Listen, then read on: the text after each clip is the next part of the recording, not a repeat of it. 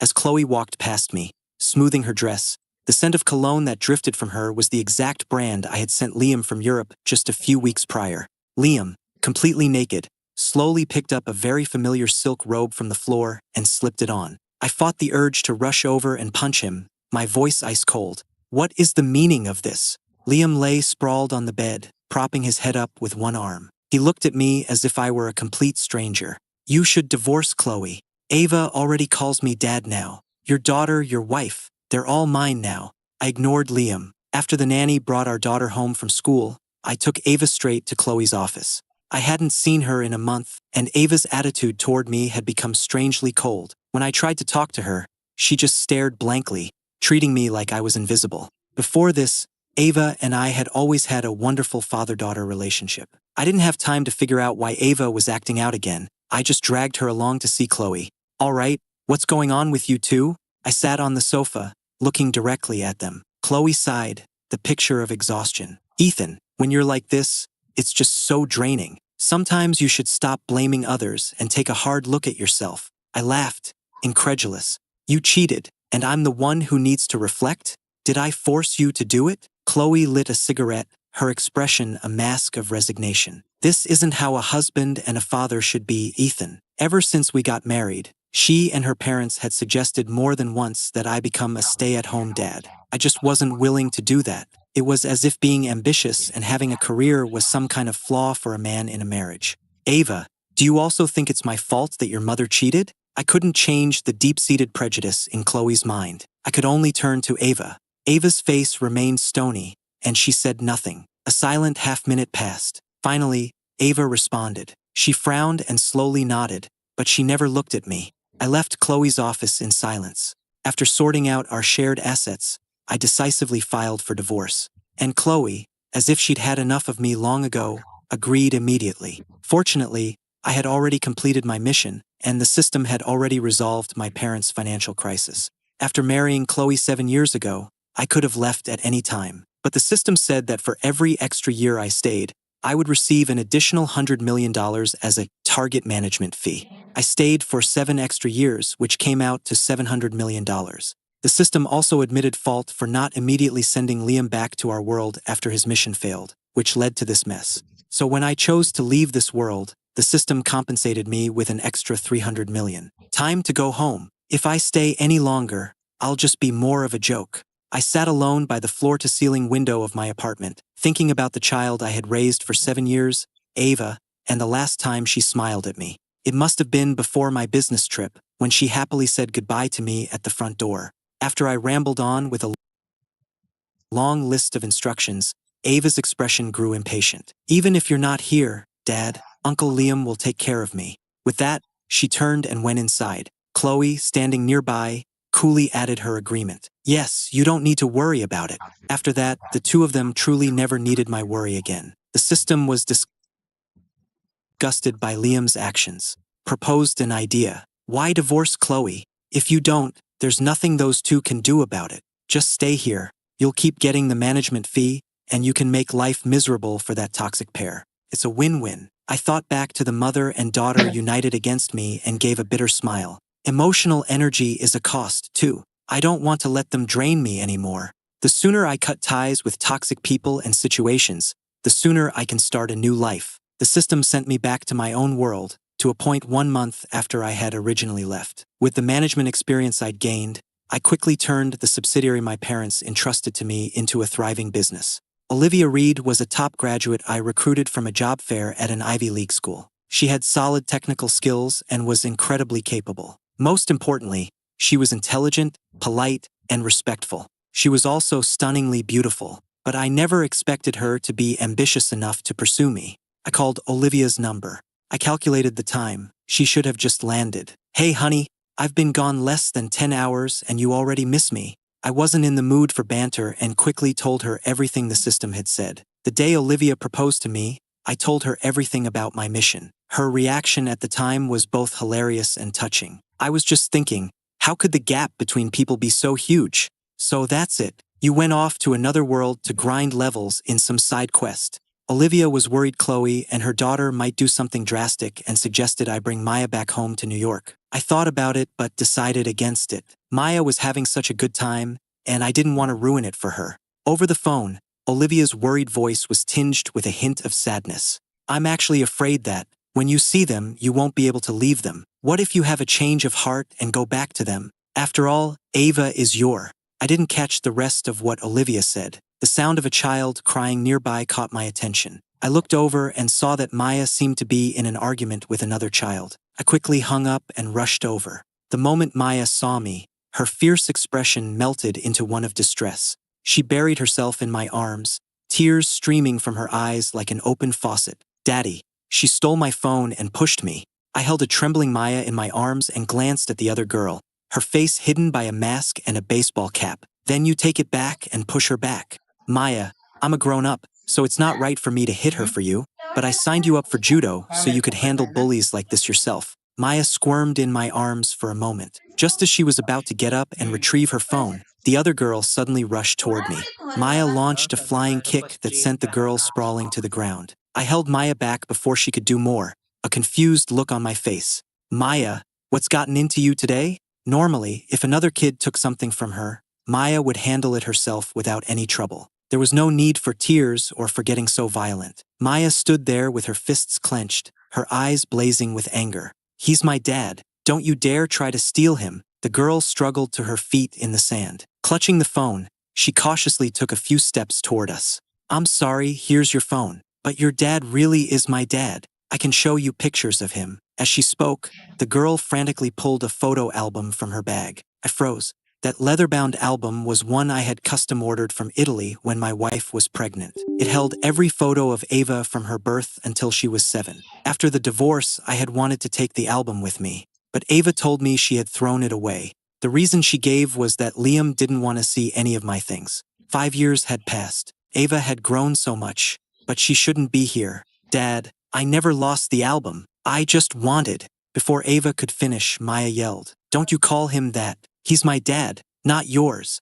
I didn't reach for the album. You don't need to show me. I only have one child. I can't be your father. At my words, the light in Ava's eyes instantly faded. I hesitated, but I couldn't help but ask her with some concern. By the way, where are your parents? Ava shook her head, slowly tucking the album back into her bag. Seeing she wasn't going to say anything, I took Maya's hand, gathered our things, and started walking back to the hotel. Ava followed about 15 feet behind me, trailing us silently all the way to the door of our hotel villa.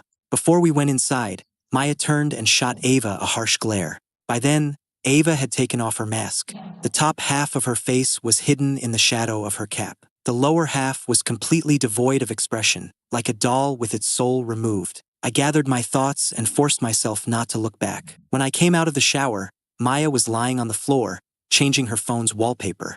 I crouched down in front of her to see which picture she would pick. To my surprise, after debating for a while, she chose a photo of the three of us.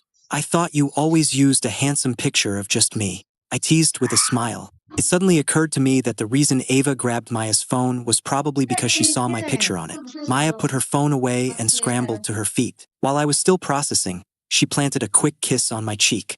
I want everyone to know my daddy has a wife and a kid. That way, no other nasty women or kids will try to steal you. I smiled and pinched her cheek. What nasty women? Maya immediately swiped on her phone and held it up to my face. Maya, some nasty woman might try to bother your dad. While I'm away, help me protect him. It was a message from Olivia. The rain in Miami always comes down hard and fast. When I got downstairs, I immediately saw Ava, soaked to the bone. I held an umbrella over her and led her under the covered walkway of the villa. I'm asking you one more time, where are your parents? If you don't tell me, I'm calling the police. Ava looked at me, her eyes a mixture of surprise and distress. I had to sneak onto this private beach to find you. Please, don't call the police.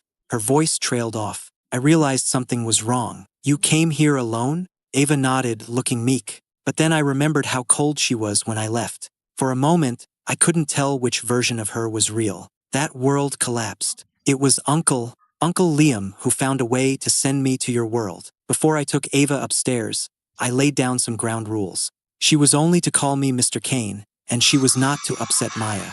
Ava hesitated for a second, then nodded. I kept calling out to the system in my head. I wanted it to explain why Liam would just dump a child here and disappear. And where was Chloe? I called and called, but there was no response. For now, all I could do was ask Maya to lend Ava some clean clothes. I expected her to refuse, but she agreed surprisingly quickly. When Ava walked out of the bathroom, blushing and awkwardly tugging at the cartoon characters and puffy sleeves of the dress, couldn't help but chuckle. Ava's expression grew even more mortified. Maya clung to me like a little koala, shaking with laughter.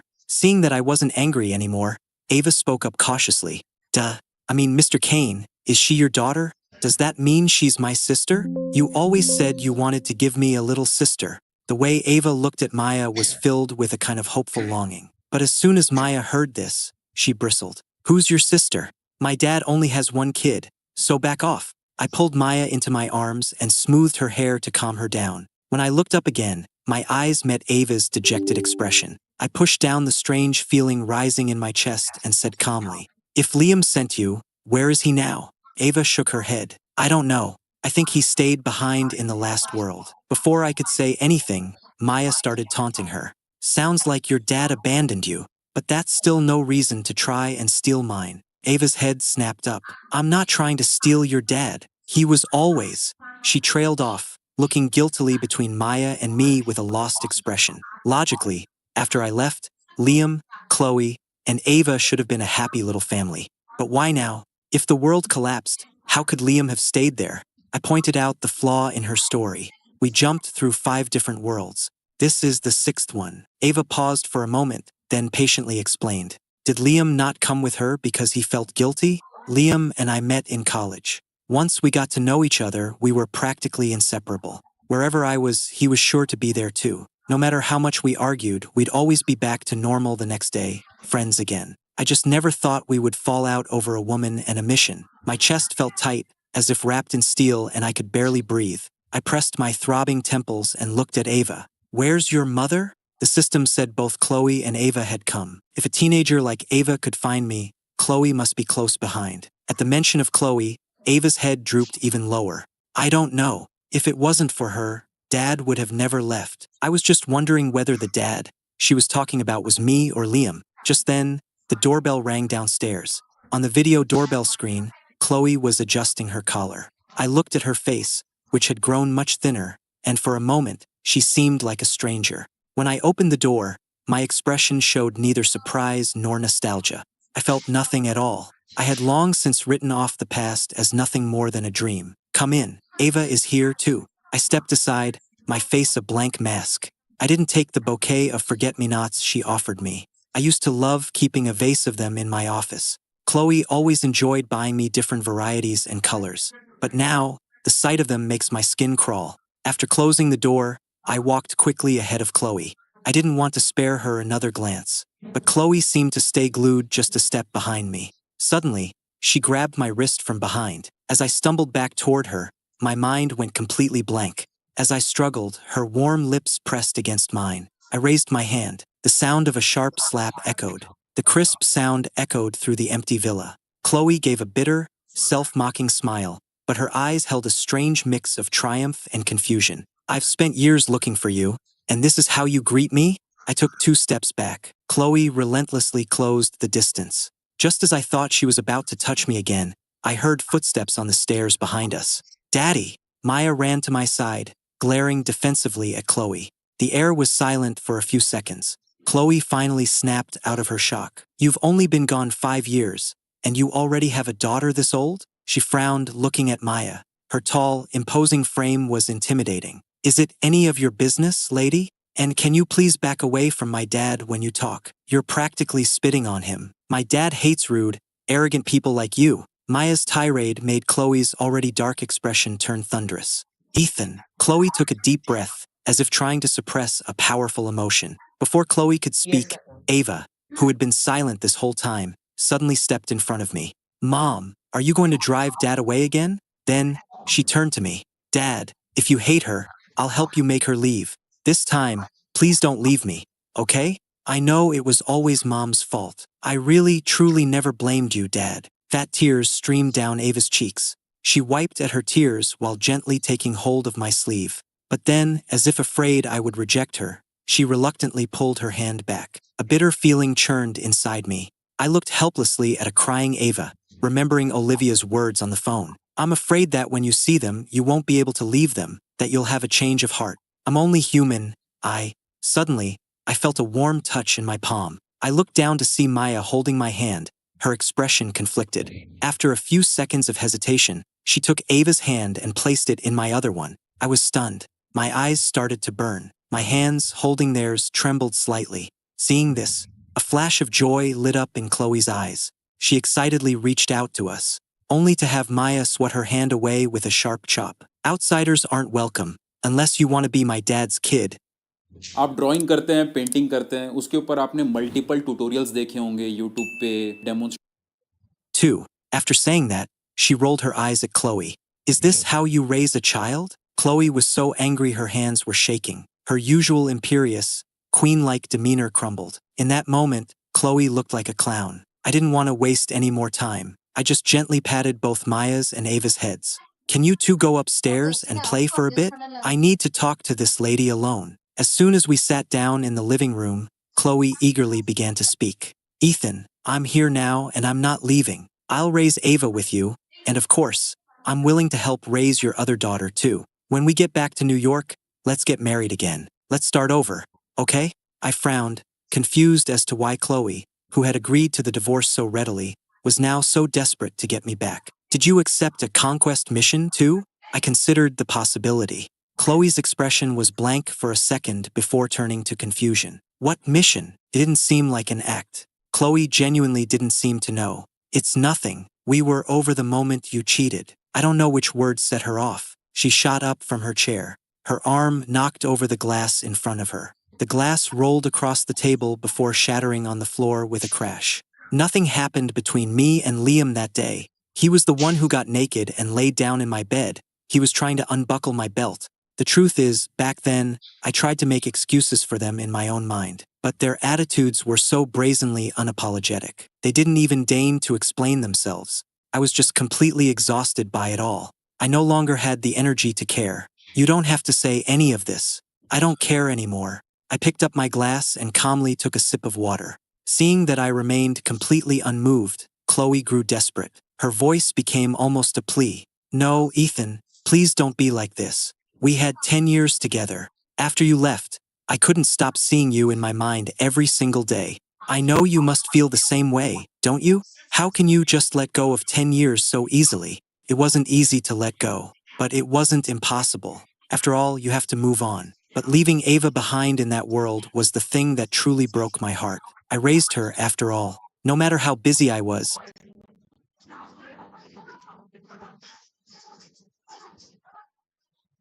I was always there for her, witnessing every milestone. Except for that one business trip. The girl who had always been so thoughtful and sweet ended up siding with the people who hurt me. I could accept Ava's childish ignorance. But Chloe, she simply had no self-control. An adult who doesn't understand loyalty has no right to talk about love or letting go. Then why did you agree to the divorce so quickly? What is all this for now? I kept my eyes down, not wanting to look at her. Chloe couldn't give a real reason. I sighed. Back then, Chloe was simply bored and tired of me. After all, Liam wasn't the first man to end up in her bed. That time was just the final straw that made me give up completely. Thinking about Ava sneaking onto this private beach all by herself to find me. A fresh wave of resentment washed over me. What is wrong with you people? Leaving a child all alone here? At my accusation, Chloe looked uncomfortable, a flicker of guilt in her eyes. Not long after you left, Liam took Ava. To be honest, I haven't seen her in a long time either. I was surprised. So Liam wasn't interested in Chloe after all. He was after my daughter? I went looking for Ava. Chloe's eyes held a bitter sadness. I thought you had secretly taken her. At first, I was angry, but then the thought that you still cared about us made me secretly happy. But I looked everywhere and couldn't find any trace of you. It was like you had vanished from that world completely. Eventually, I figured you must have been a mission taker, too. I suppressed my shock and put my guard up. So, are you here for revenge? Chloe shook her head, her expression sorrowful. Ethan, is that really what you think of me? Besides, I was the one who pursued you back then. I was silent, unsure of what to say. The silence stretched on. The spilled water on the table was slowly drying. A green velvet box was pushed across the table toward me. Open it. Chloe's deep eyes were filled with anticipation. I pushed the box back to her. I'm married. I don't accept gifts from other women. Chloe froze. Her hands trembled as she opened the box. Inside was the wedding ring I had worn for 7 years. No, Ethan, I finally found you. You can't be married to someone else. I won't let it end like this. As Chloe spoke, she reached for my hand. The moment she tried to slide the ring onto my finger, she saw the new wedding band already on my finger, one she had never seen before. I pulled the old ring off where it was stuck at my knuckle and pressed it back into Chloe's hand. Chloe's expression was vacant, as if her soul had left her body. She let the ring slip from her palm and fall among the shards of the glass she had shattered. A broken mirror can't be made whole again. Besides, I had already moved on. For the next few days, I continued our vacation in Miami with Ava and Maya. After I gave Chloe the cold shoulder a few times, she started keeping her distance, following us from afar. She didn't approach or bother us again. However, the night before our flight back to New York, Ava suddenly disappeared. I searched everywhere and even called the police. In the end, I was told that Chloe had taken her. A surge of fury rose in my chest. I grabbed my phone to confront Chloe, only to realize I didn't have her number in this world. I couldn't just let her take Ava and use her as leverage against me. I dialed the number I hadn't called in 5 years. It actually went through. I heard Chloe's soft laugh on the other end. Ethan, after all this time, you still remember my number. I'm so glad. Where is Ava? I said coldly. There was a long pause on the other end before she explained. Something came up at the company, so I brought Ava back to New York with me. I was worried you'd be overwhelmed with 2 children. I'll pick you up at the airport when you get back tomorrow. I felt a surge of irritation. No need. My wife is picking me up tomorrow. Another long silence followed. Just as I was about to hang up, Chloe spoke again. All right, but never mind. We can talk when you get back. While packing Ava's things in her room, I found a notebook on the desk. As much as I wanted to know what she had written inside, I resisted the urge to look. But as I picked up the notebook, an envelope slipped out. As I bent to pick it up, the words for my brother caught my eye. It was Liam's handwriting. Only he would call me that. The envelope wasn't sealed. After a moment of hesitation, I pulled out the letter inside. It was 3 pages long. The date was from during my business trip right before the divorce. Seeing you, always so independent and confident, so lost in a broken marriage, compromising for your child, just drifting without moving forward. I knew I had to do something to give you a push. You don't belong in this world. I know you can't bear to leave Ava, but don't worry. I will make sure she gets back to you. As for how, well, it's a long story. We can talk all night when we see each other again. And please don't blame Ava. She was always on your side, and she was willing to let you go to be free. She's a good kid who loves you fiercely. If you have to blame someone, blame me. When I get back, I'll take whatever you dish out. One more favor. Can you help look after Maya for me sometimes? I'm afraid if I leave her with my mom all the time, she'll end up leading a line dancing class at the senior center. Not that there's anything wrong with that. My vision blurred as tears fell onto the page. I suddenly realized that between Liam and me, nothing had ever really changed. I was looking after his Maya, and he was sending Ava, from a world away, back to me. I remembered that before I left that world, the housekeeper had tried to hand me an envelope. I had glanced at it and seen the logo for Chloe's company. Since I was leaving anyway, I couldn't be bothered with the affairs of that world and didn't take it. In the end, I had walked right past the truth that was within my grasp. After we landed, I held Maya's hand and walked slowly toward the arrival's gate. Mommy, Maya. जब तक मेरा channel monetise नहीं होगा मैं इस कमरे से बाहर नहीं निकलूंगा बट आपको क्या लगता है चैनल मोनेटाइज करने के लिए क्या Like a wild pony set free, Daddy. Maya was the toughest. Okay, Maya, you stand right here for a second. With that, Olivia quickly walked over to me. The moment she wrapped her arms around me, for some reason, I felt a wave of emotion well up inside me. Olivia, I mumbled, burying my face in her shoulder. Yes, I'm here. Olivia kissed the corner of my eye. Suddenly, out of the corner of my eye, I saw 2 familiar figures not far away. I took a deep breath and started to speak, feeling a little guilty. So, Olivia. Olivia gently nuzzled the top of my head with her chin. Her warm breath carried her familiar scent. She slowly brought her lips to my ear, her voice a seductive whisper. Honey, I missed you so much. I've been on edge this whole time, so scared you wouldn't want me anymore. Thank goodness you came back. It just seems you've brought back a couple of tagalongs. Chloe, who had just walked up beside me, scowled but said nothing. I was trying to figure out how to introduce Ava to Olivia. Just then, Ava stepped forward and took my hand. Daddy, is this Mommy? She looked at Olivia with a gaze that was both reverent and intense. Everyone froze. I have to admit, she really is my daughter. The already smug look on Olivia's face blossomed into a radiant smile. She crouched down and held out her hand to Ava. Your dad has told me so much about you. Ava, how would you like for the four of us to be a family? Ava happily took Olivia's hand. Okay, she agreed in a heartbeat, completely ignoring her actual mother standing right behind her. Chloe, surprisingly, kept her composure. A smile played on her lips, but her eyes, when she looked at Olivia, were filled with cold hostility. Hello, Ms. Reed. I'm Ethan's ex-wife, Chloe Vance. We were together for 10 years. Olivia smiled, her voice smooth as silk. Ms. Vance, Ethan has told me all about the past. It really was all your fault. Chloe frowned. I've already explained everything to Ethan. At that, Olivia looked at me. Her expression was one of mock hurt. I nodded, then turned back to Chloe.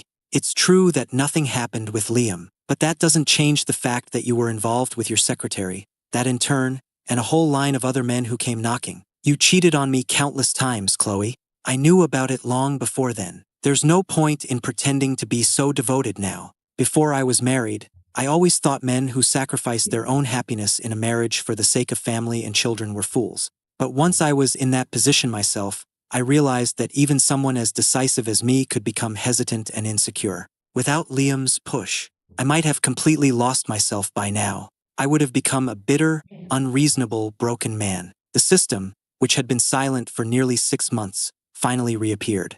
Host, Liam is about to return. Could I ask you to do something for me? I closed the file I was reading. First, I have a few questions for you.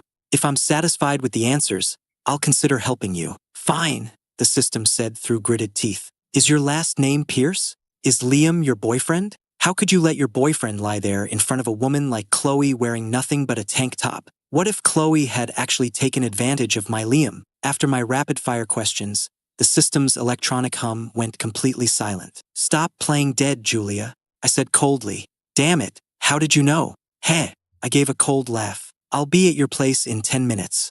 You two better open the door. It was Julia who opened the door. Back when I took the mission, I was so focused on Chloe that I never paid any attention to what Liam's target, Julian Pierce, actually looked like. Julia and Julian Pierce. Their styles were completely different, and they were from two different worlds. There was no way to connect them. The only thing they had in common was their last name. My stare was making Julia nervous. Ethan, I'm sorry, please don't look at me like that. You're scaring me. Where's Liam? I headed upstairs as if I owned the place. No wonder Liam never wanted me to meet Julian. Turns out his mission target was his own girlfriend, the system herself. He's even more scared, so he's hiding upstairs, Julia said sheepishly. The moment Liam saw me, he dropped to his knees in a dramatic slide, which made me even angrier. I'm sorry. Liam looked utterly pathetic. I gritted my teeth and pulled him to his feet. You're an even better actor than Chloe. The second he was up, Liam threw his arms around me. You flatter me. I missed you like crazy, man. By the way, is she still bothering you? I shook my head, then nodded. Chloe still shows up from time to time, but thankfully, she doesn't say much, and I can't be bothered to deal with her anyway. Olivia, on the other hand, has become even more clingy lately. She keeps talking about having a baby to solidify her status. I couldn't resist her constant pleading and her daily use of her feminine wiles on me. In the end, I had to give in. She wears me out every single day, leaving me with an aching back and a hoarse voice. Why did that world collapse? After talking with Liam for half the night, I finally yawned and asked my last question. It's a long story. To put it simply, that world was already unstable, and when Chloe crossed over to find you, it just completely. But now that world has merged with ours, so the crisis is over, and Julia can finally retire. I nodded with my eyes closed. Good, since you two are retired. You can take care of the 2 kids for the next year.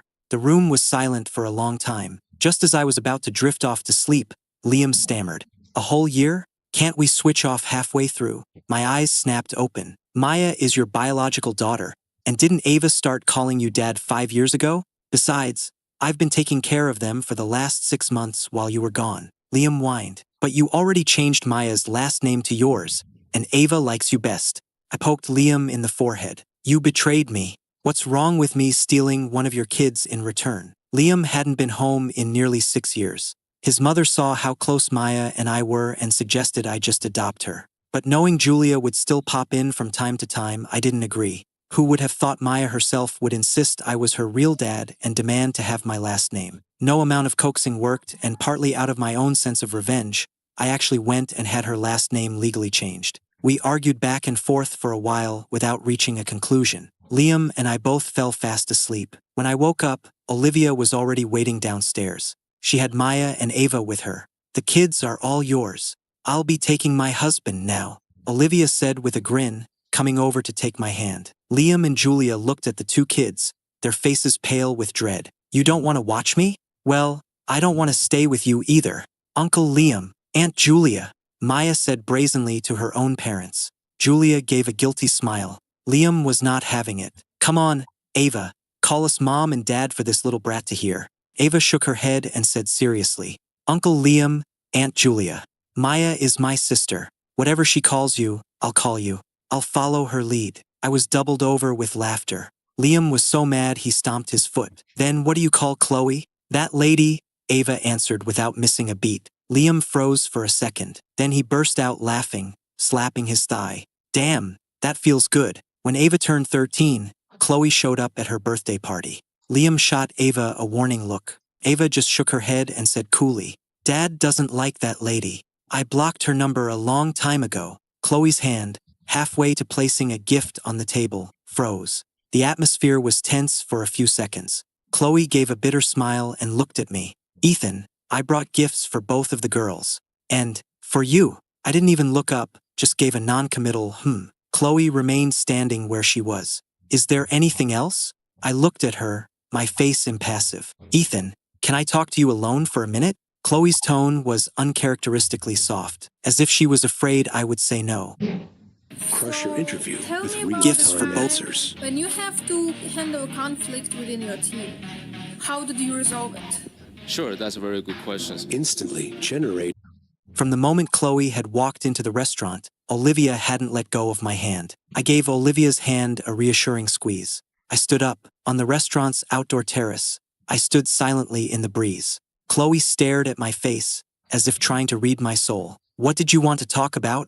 I broke the silence, my voice tinged with impatience. Ethan, I know that girl isn't yours and Olivia's. She's Liam's daughter, isn't she? Chloe looked at me, a hopeful light in her eyes. What if she is? You don't actually think we still have a chance, do you? For the first time, I found Chloe to be utterly and laughably naive. Hearing my words, Chloe's expression grew urgent. We have a history, and we have a child together. Before Chloe could finish, the door to the terrace opened. Olivia walked toward me, holding my jacket. Her voice was intimate, as if she hadn't even noticed Chloe was there. Honey, it's getting chilly out here.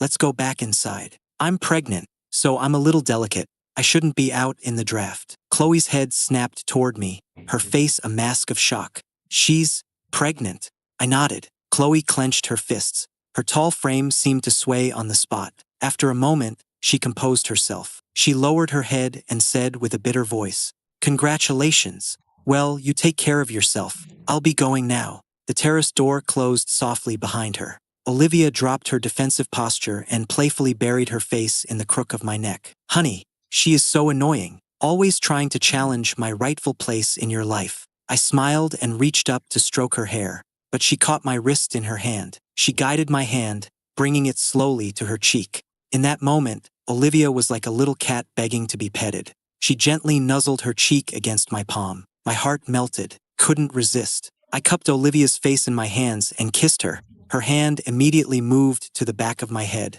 pulling me closer. After a long, tender moment, Olivia slowly pulled away. Her beautiful eyes were shimmering with moisture. I traced her lips with my thumb. Olivia, I love you. Olivia froze for a second, and then a smile spread across her face. As she smiled, her eyes began to well up. She lowered her head to kiss my fingertips, and when she looked up at me, her eyes were full of devotion and fire. Ethan, I love you more. I am yours. I will always be loyal to you, and I will never betray you. I work better under pressure.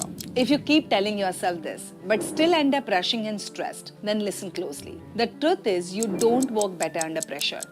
You've just never felt safe to start early. Every time you sit down to begin, your brain distracts you, scrolling reels, reorganizing your desk, or randomly taking a nap. That is not laziness. It is your brain's coping mechanism, avoiding discomfort. It was supposed to be Boeing's masterpiece, the 787 Dreamliner, a revolutionary aircraft promising efficiency, comfort, and range that would change long-haul travel forever. And for a while it did. But today, a quiet shift is happening across the skies. Airlines once loyal to Boeing are placing record-breaking orders for its European rival, the Airbus A350.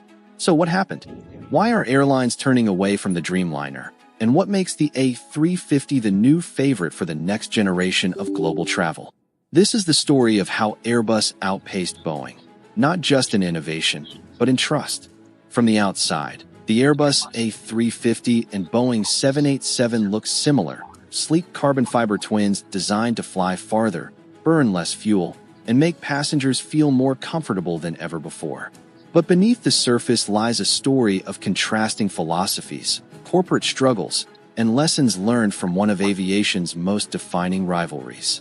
In this video, we'll explore how the A350 quietly overtook the Dreamliner, why airlines now prefer it, and what it reveals about the future of long-haul flying. Let's go back to the early 2000s. The aviation world was at a crossroads. Fuel prices were spiking, environmental regulations were tightening, and airlines were bleeding cash on routes that no longer made sense. The age of giant jets like the Boeing 747 and Airbus A380, once symbols of prestige, was fading fast. Airlines no longer wanted to fill 500 seats.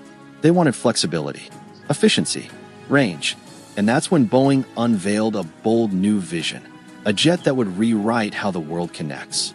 A plane that didn't need massive airports or giant hubs. One that could fly directly from smaller cities, like Osaka to San Diego or Boston to Tokyo, nonstop.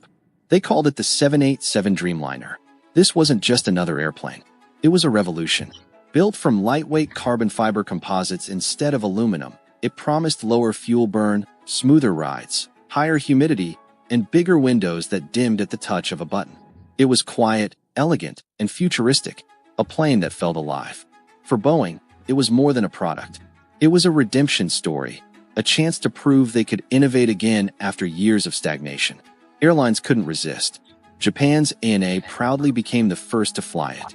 Then came Qatar Airways, United, British Airways, and dozens more, all lining up for a slice of the future.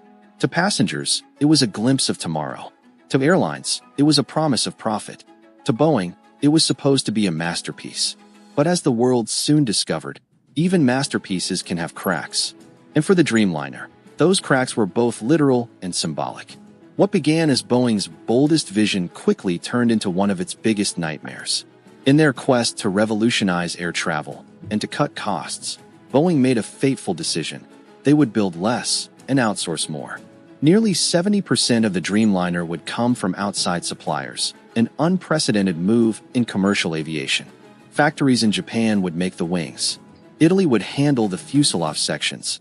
The tail would come from South Carolina, and dozens of other companies across the globe would build the rest. It sounded efficient on paper, a global symphony of production. In reality, it was chaos. Parts didn't fit together. Software systems didn't talk to each other. Entire fuselage sections arrived late, sometimes unfinished. Engineers were forced to play catch-up, reworking components that were supposed to be ready to fly. Delays piled up. Costs exploded. The Dreamliner, once promised as a sleek and affordable solution for the next era of flight, became a logistical headache worth billions in overruns. And when it finally entered service in 2011, the troubles didn't stop. Reports of overheating lithium-ion batteries began to surface. Then came the fires, on parked aircraft, at airports, on the news. Within months, regulators around the world made a stunning move. The entire 787 fleet was grounded. For Boeing, it was humiliating. A plane meant to define the future was now a cautionary tale, a story of ambition colliding with execution. To their credit, Boeing fixed the issues. The Dreamliner did recover and went on to sell over 1,000 units, becoming a staple in modern fleets. But the scars were permanent. Airlines remembered the delays, the technical hiccups, the promises that were permanent. Airlines remembered the delays, the technical hiccups, the promises that came with too many excuses. And while Boeing fought to put out fires, literally and figuratively, something was brewing across the Atlantic. Because in Toulouse, France, Airbus was quietly watching, taking notes, learning, and preparing their answer, not just to compete, but to redefine what a modern jet could truly be. When Boeing unveiled the Dreamliner, this strategy can help you capture the biggest breakouts before they happen. Airbus didn't panic. In fact, they laughed. Their first response was the so-called A350 Mark I, a quick fix, essentially a modified A330 with new engines and a few aerodynamic tweaks. It was meant to reassure airlines that Airbus could compete without starting from scratch. But the industry wasn't fooled. Airlines looked at the Dreamliner, built mostly from composite materials, packed with new technology, and then looked at the A350 Mark I. And they said, no, we want something truly new. Airbus faced a choice: defend the past or design the future. So, in 2006, they scrapped their earlier plan and went back to the drawing board. What emerged would become one of the most advanced airliners ever built, the A350XWB, short for extra wide body. And that name wasn't just marketing spin. The A350 was physically wider than its American rival, offering more space per seat, higher comfort for passengers, and greater flexibility for airlines. It could be fitted for dense economy layouts or spacious premium cabins, a versatility that quickly caught the industry's attention. But Airbus wasn't just competing on comfort. They were learning from Boeing's mistakes. Instead of scattering the project across dozens of independent suppliers, Airbus kept the heart of the operation close to home. Critical design, systems integration, and final assembly all happened in Toulouse, France, under one coordinated command. Yes, global suppliers were still involved, but Airbus maintained control of the blueprint, the standards, and the schedule. The difference was immediate. Where Boeing's Dreamliner program became a patchwork of miscommunication and costly errors, the A350's development was disciplined, synchronized, and surprisingly smooth for a project of its scale. By the time the first A350 took flight in 2013, it sent a clear message. Airbus hadn't just caught up, they had learned, adapted, and possibly surpassed their biggest rival. The battle for the skies was no longer about who built the most planes. It was about who built the right one for the future. When the Airbus A350 finally entered service with Qatar Airways in early 2015, it wasn't just another new airplane rollout. It was a statement.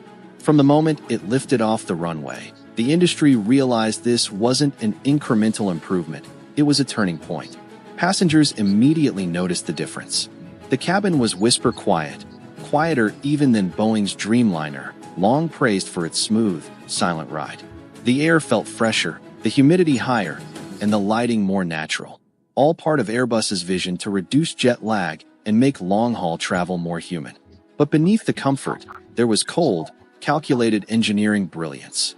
The A350's range could match or surpass almost every variant of the 787, while carrying more passengers and offering better fuel burn per seat. For airlines, that meant one thing: profit. The A350 was built for the ultra-long-haul era that was just beginning to emerge. It could effortlessly link Doha to Auckland, Singapore to New York, and soon, even the most ambitious mission of all, Qantas Project Sunrise, the first non-stop flight from Sydney to London. And airlines loved it, not only for what it could do, but for how it did it. Airbus had learned from decades of operational headaches and designed the A350 to be simple to manage, efficient to train, and easy to maintain. Two main versions, the A350-900 and the A350-1000, shared the same cockpit layout and nearly 70% of their components. For pilots, that meant dual qualification was seamless. For mechanics, spare parts were interchangeable. And for airline executives, that meant millions saved every year in logistics, maintenance, and training. It was a masterstroke in design philosophy, one that proved Airbus wasn't just competing with Boeing anymore. They were redefining what modern long-haul flying could be. As the years went on, something subtle began to happen. More and more major airlines, from Lufthansa to Singapore Airlines to Air France, began favoring the A350 for their newest long-haul routes. And when the COVID-19 pandemic hit, this trend only accelerated. The A350 proved incredibly efficient in low-demand environments. It could operate long routes profitably even with fewer passengers, something the larger Boeing 777s couldn't easily do. Meanwhile, Boeing's troubles kept piling up. The 737 MAX crisis in 2019 severely damaged the company's image. Production issues on the 787 caused delivery halts for nearly 2 years. Some airlines waited months, even years, to receive Dreamliners they'd already paid for. Airbus, on the other hand, maintained steady A350 deliveries throughout that same period. Reliability matters in aviation, and for many airlines, the message was clear: Airbus was the safer bet. But there's more to this story than just reliability. Airlines today face new pressures: environmental regulations, rising fuel costs, and the need to balance comfort with sustainability. And in all three areas, the A350 has the edge. It uses Rolls-Royce Trent XWB engines, the most efficient large turbofans ever built, burning up to 25% less fuel than older aircraft.